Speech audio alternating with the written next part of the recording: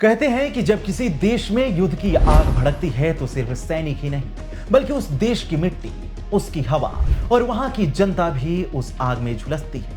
युद्ध की तपिश में कुछ टूट जाते हैं, कुछ हार मान लेते हैं, लेकिन कुछ ऐसे भी होते हैं जो दुश्मन को चुनौती देते हैं। वे जानते हैं कि भले ही उनकी सांसें थम जाएं, लेकिन जो भी उनके देश को रौंदने आएगा वह भी खाली हाथ नहीं जाएगा। ऐसा ही एक देश है यमन। एशिया के मिडिल ईस्ट में बसा एक ऐसा इस्लामिक राष्ट्र जो कभी तेल के भंडारों से चमकता था, लेकिन आज उसकी मिट्टी से तेल नहीं बल्कि पल में परखच्चे उड़ाने वाले लैंडमाइंस निकलते हैं। नमस्कार, मैं हूं आपके साथ अवनीश और आज की वीडियो में मैं आपको यमन की उस खौफनाक कहानी के बारे में बताऊंगा जहां मिट्टी में तेल नहीं मौत दबी है। यमन कभी मध्य पूर्व का एक ऐसा देश था जो अपनी तेल की संपदा के लिए जाना जाता था।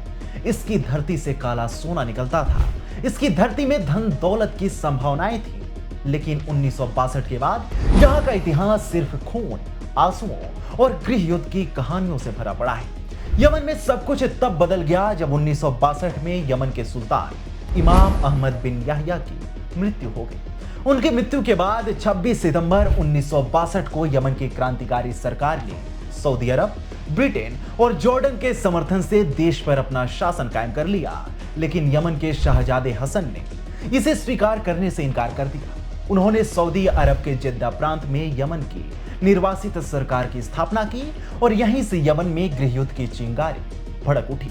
जैदी यमन की आबादी का करीब 35% है। जैदियों ने 1962 तक 1000 सालों तक यमन पर शासन किया था। जब उन्हें उखाड़ फेंका गया तो देश में एक गृह युद्ध की शुरुआत हुई जो 1970 तक चला। उत्तरी यमन में यह क्रांति हुई और वहां यमन अरब गणराज्य की स्थापना की गई। इस क्रांति को मिस्र ने सैन्य रूप से समर्थन दिया, जबकि इमाम समर्थकों को सऊदी अरब और जॉर्डन से मदद मिली। सोवियत संघ ने सीधे हस्तक्षेप नहीं किया, लेकिन उसने रिपब्लिकन सरकार को हथियार और राजनीतिक समर्थन दिया। दूसरी ओर दक्षिणी यमन 1967 में ब्रिटिश शासन से आजाद होकर People's Democratic Republic of Yemen बना, लेकिन यहां शांति ज्यादा दिनों तक नहीं टिकी। 1972, 1979 और 1986 में दोनों हिस्सों के बीच युद्ध की आग बार बार भड़कती रही। यमन की धरती जो कभी तेल के कुओं से लबरेज थी, अब बारूद और बमों की चपेट में थी। 1990 में ये दोनों हिस्सा एकीकृत होकर यमन बन गया। 1990 में ही गैर जैदियों की सरकार भी बन गई, लेकिन इसी दौर में यानी 1980 के दशक में यमन में हूती आंदोलन शुरू हुआ। हूती जैदी शिया संप्रदाय से संबंधित एक बड़ा कबीला है जिसकी जड़ें यमन के उत्तर पश्चिमी सादा प्रांत में हैं। हूती कबीले ने 1980 के दशक से जैदी परंपरा को एक बार फिर शुरू किया। वो देश में सुन्नी मुस्लिमों के बढ़ते प्रभाव का विरोध कर रहे थे, जिन्हें सरकार फंड मुहैया करवा रही थी। 2004 में हूतियों ने यमनी सरकार के खिलाफ एक विद्रोही आंदोलन शुरू कर दिया, जिसका नाम राजनीतिक, सैन्य और धार्मिक नेता हुसैन बद्रुद्दीन अल हूती के नाम पर रखा गया। सितंबर 2004 में ही यमनी सुरक्षा बलों ने अल हूती की हत्या कर दी। हूतियों और यमन की सुन्नी बहुमत वाली सरकार के बीच यह संघर्ष कई सालों तक चलता रहा। 2011 में यमन एक बार फिर गहरे संकट में फंस गया। बेरोजगारी, गरीबी और भ्रष्टाचार से त्रस्त जनता सड़कों पर उतर आई। अरब स्प्रिंग विरोध के कारण 2012 में यमन के तत्कालीन राष्ट्रपति अली अब्दुल्ला सालेह को अपना पद छोड़ना पड़ा था। वो 1990 से यमन के राष्ट्रपति के पद पर थे, लेकिन इस विरोध के कारण उन्हें पीछे हटना पड़ा था। इसके बाद उनके डिप्टी अब्दुर्रब्बुह मंसूर हादी 2012 में यमन के राष्ट्रपति बने। माना जा रहा था यह राजनीतिक बदलाव देश में स्थिरता लाएगा, लेकिन यह विफल हो गया। राष्ट्रपति बनने के बाद हादी के सामने कई समस्याएं थीं जिनसे वह लगातार संघर्ष कर रहे थे, लेकिन मामले में ट्विस्ट तब आया जब साल 2015 में पूर्व राष्ट्रपति सालेह ने अब्दुर्रब्बुह मंसूर हादी के खिलाफ हूतियों से हाथ मिला लिया और देश में व्यापक स्तर पर गृह युद्ध शुरू हो गया। कहा जाता है कि इस विद्रोह को सुन्नियों सहित कई आम यमनियों का भी समर्थन प्राप्त था। यह विद्रोह इतना भयंकर था कि हूती विद्रोहियों ने यमन की राजधानी सना पर कब्जा कर लिया। इस वजह से हादी की सरकार को सऊदी अरब में निर्वासन में जाने पर मजबूर होना पड़ा था। हालांकि साल 2017 में पूर्व राष्ट्रपति अली अब्दुल्ला सालेह ने हूतियों के साथ अपना गठबंधन तोड़ दिया और सऊदी अरब, संयुक्त अरब अमीरात और राष्ट्रपति हादी से हाथ मिला लिया।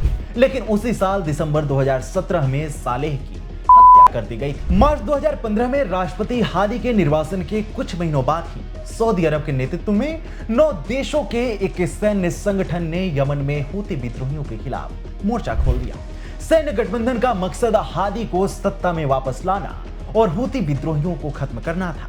इस गठबंधन को अमेरिका की ओर से खुफिया समर्थन और रसद मिला और इस सैन्य गठबंधन ने हूतियों के खिलाफ एक बमबारी अभियान की शुरुआत की। उस समय ऐसी भविष्यवाणी की गई थी कि यह युद्ध केवल कुछ हफ्तों तक चलेगा, लेकिन इस युद्ध ने यमन को कई गुटों में बांट दिया।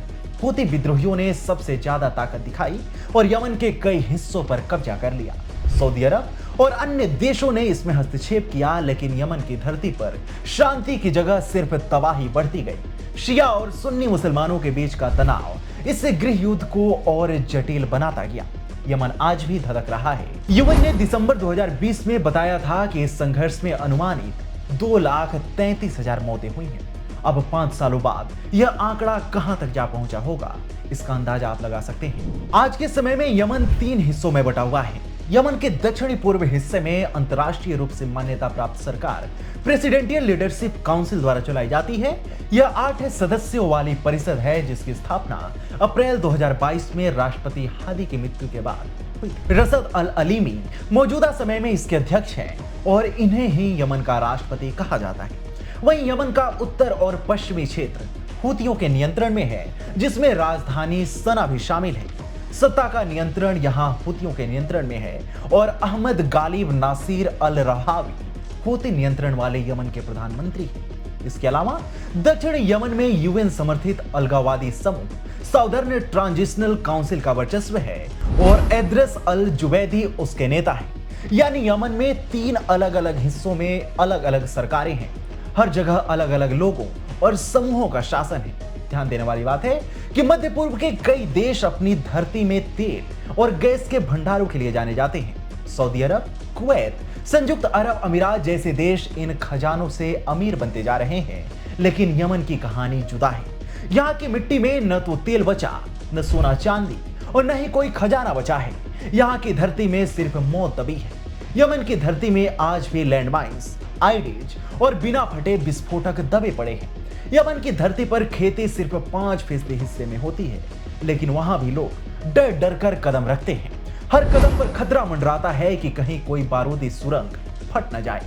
गृह युद्ध के दौरान लगातार बमबारी और सैन्य हमलों ने यमन की जमीन को बारूद का मैदान बना दिया था। इस भयावह स्थिति से निपटने के लिए सऊदी अरब ने जून 2018 में मासम प्रोजेक्ट शुरू किया। King Salman humanitarian and relief centre की देखरेख में चल रहे इस प्रोजेक्ट का मकसद यमन की धरती से बारूदी सुरंगों और विस्फोटकों को हटाना है।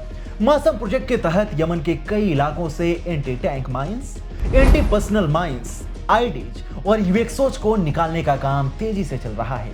एक आंकड़े के मुताबिक 2018 से लेकर मार्च 2025 तक यमन की धरती से 4,84,000 से ज्यादा विस्फोटक सामग्रियां निकाली जा चुकी हैं।